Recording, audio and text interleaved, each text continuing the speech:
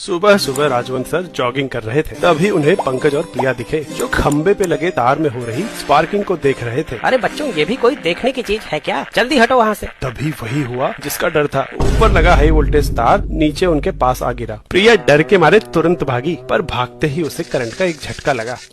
हाय रे, मैं तो पूरी हिल गई। ये तार से दूर खड़ी थी, फिर भी इसे करंट लग गया। मैं पास खड़ा हूँ, फिर मुझे झटका क्यों नहीं लग रहा? वाह बेटा, मुश्किल घड़ी में भी क्यूरियोसिटी। वहीं खड़े रहो, भागना नहीं। सर, बिना भागे यहाँ से कैसे निकलूं? करंट हवा से तो आया नहीं, तो जरूर जमीन से ट्रैवल कर रहा है। तो मुझे क्यों नहीं लग रहा? उसी वजह से जिस वजह से इस तार पे बैठी चिड़िया को करंट नहीं लगता।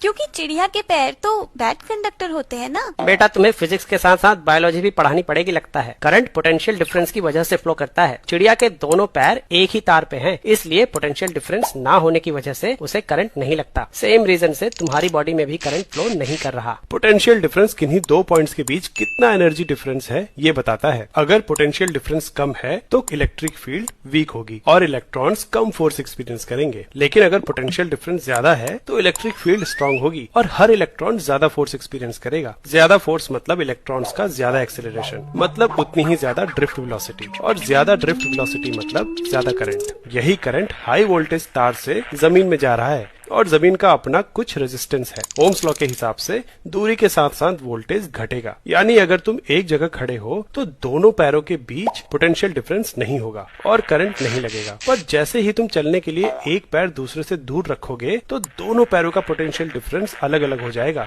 और बॉडी से करंट फ्लो करने लगेगा। मतलब पैर ज्यादा दूर नहीं रखने हैं। हाँ, दोनों पैर पास रखो और कंगारू की तरह फुदक फुदक के वहाँ से निकलो।